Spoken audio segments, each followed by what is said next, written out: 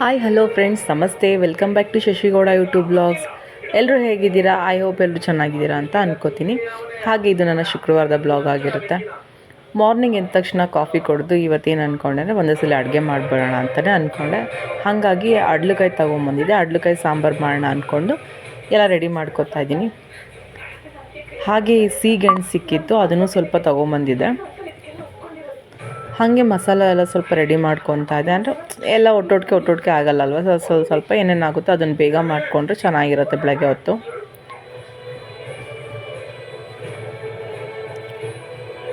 ಸೀಗೆಣಸು ಬಂದು ಸೀಸನ್ ಅಲ್ಲ, ಚೆನ್ನಾಗಿರುತ್ತೋ ಇಲ್ವೋ ಅಂತ ನಾನು ಅಂದ್ಕೊಂಡೆ ತೊಗೊಂಬಂದೆ. ತುಂಬ ಇಷ್ಟ ಅಂದ್ಬಿಟ್ಟು ತೊಗೊಂಡಿದ್ದೆ ಅಷ್ಟೇ. ನೋಡಿದ್ರೆ ಟೇಸ್ಟ್ ಮಾತ್ರ ತುಂಬ ಚೆನ್ನಾಗಿತ್ತು ಅಂತಲೇ ಹೇಳ್ಬಹುದು. ಹಾಗೆ ಅದನ್ನು ಸಣ್ಣದಾಗಿ ಕಟ್ ಮಾಡಿಬಿಟ್ಟು ಎಲ್ಲ ಚೆನ್ನಾಗಿ ಒಂದು 2-3 ಸಲ ವಾಶ್ ಮಾಡ್ಕೋಬೇಕು. ಆಮೇಲೆ ಅದನ್ನು ಬೇಯೋದಕ್ಕೆ ಇಡಬೇಕು.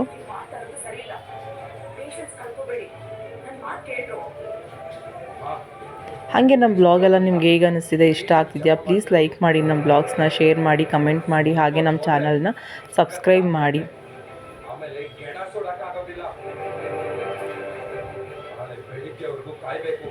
ಹಾಗೆ ನಿಮ್ಗೆ ಗೊತ್ತಿರೋಂಗೆ ನಾನು ಬ್ರೈಡಲ್ ಮೇಕಪ್ ಆರ್ಟಿಸ್ಟ್ ಆಗಿರೋದ್ರಿಂದ ನಿಮ್ಮ ಮನೆಯಲ್ಲಿ ಏನಾದರೂ ಸ್ಪೆಷಲ್ ಅಕೇಶನ್ ಇದ್ದರೆ ಮೇಕಪ್ಗೂ ಸಹಿತ ನೀವು ನನ್ನ ನಂಬರ್ಗೆ ಕಾಲ್ ಮಾಡಬಹುದು.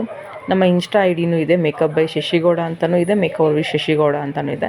ನೀವು ಹೋಗಿ ಅಲ್ಲೂ ಚೆಕ್ ಮಾಡ್ಬೋದು ಮೇಕಪ್ ವೀಡಿಯೋಸ್ ಎಲ್ಲನೂ. ನಿಮ್ಗೆ ಇಷ್ಟ ಆದರೆ ಪ್ಲೀಸ್ ನೀವು ಒಂದ್ಸಲಿ ನಮಗೆ ಆಪರ್ಚುನಿಟಿ ಕೊಡಿ. ನೋಡಿ, ಗೆಣಸೆಲ್ಲ ತೊಳೆಯೋದಕ್ಕೆ ಹಾಕ್ಕೊಂಡಿದ್ದೀನಿ. ಒಂದು 2-3 ಸಲ ತೊಳಿಲೇಬೇಕು.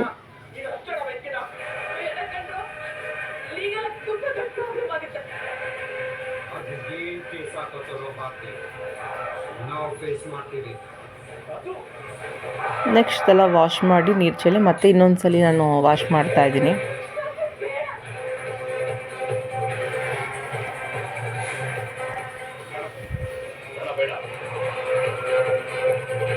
ನೆಕ್ಸ್ಟ್ ಬಂದು ನಾನಿಲ್ಲಿ ಅವರೆಬೇಳೆನ ಬೇಯಿಸೋದಕ್ಕೆ ಇಟ್ಕೊಳ್ತಾ ಇದ್ದೀನಿ.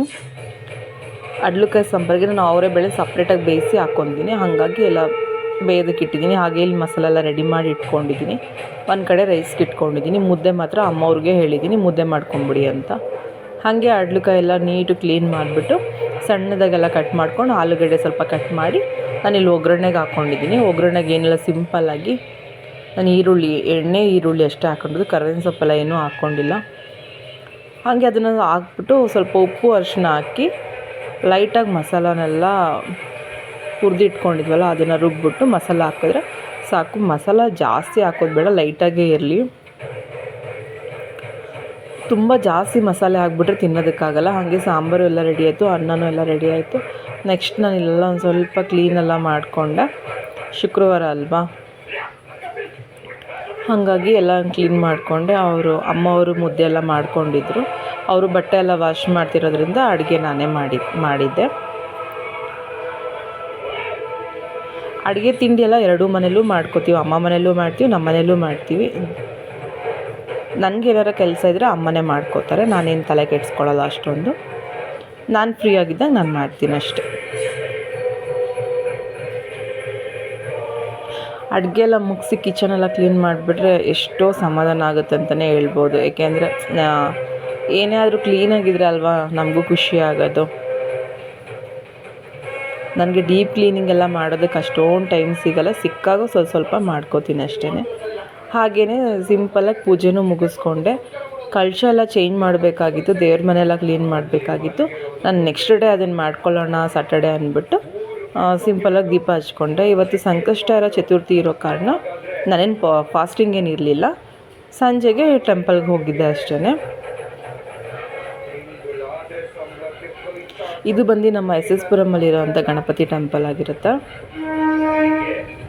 ಇಲ್ಲಿ ತುಂಬ ಚೆನ್ನಾಗಿರುತ್ತೆ, ಪೂಜೆ ಎಲ್ಲ ಚೆನ್ನಾಗಿ ಮಾಡ್ತಾರೆ. ಇನ್ನೊಂದು ಅಲ್ಲಿ ಗೋಪಾಲಕೃಷ್ಣ ಸ್ವಾಮಿ ಟೆಂಪಲ್ ಅಲ್ಲೂ ಮಾಡ್ತಾರೆ. ಅಲ್ಲೂ ಒಂದೊಂದು ಸಲ ಹೋಗ್ತೀನಿ, ಜಾಸ್ತಿ ಬರೋದಿಲ್ಲೇ.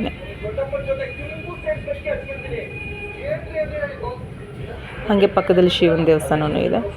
ಎಲ್ಲ ಒಂದು ಸಲ ಪ್ರಾರ್ಥನೆ ಎಲ್ಲ ಮುಗಿಸ್ಕೊಂಡು ನಾನು ಮನೆಗೆ ರಿಟರ್ನ್ ಆದೆ.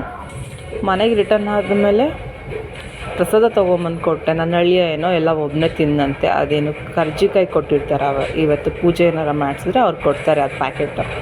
ಎಲ್ಲರೂ ಹಂಚ್ಕೊಂಡು ತಿನ್ನಿ ಅಂದರೆ ಪೂರ್ತಿ ಅವನೇ ಖಾಲಿ ಮಾಡಿದ್ದಾನೆ. ಆಮೇಲೆ ಹಾಗೆ ನನ್ನ ಹತ್ರ ಏನೋ ಹೇಳ್ತಾ ಇದ್ದ ಕಂಪ್ಲೇಂಟು. ಹಾಗೆ ಈ ವಿಡಿಯೋ ನಿಮ್ಗೆ ಇಷ್ಟ ಆಗಿದೆ ಪ್ಲೀಸ್ ಲೈಕ್ ಮಾಡಿ, ಶೇರ್ ಮಾಡಿ, ಕಮೆಂಟ್ ಮಾಡಿ. ಬಾಯ್ ಬಾಯ್.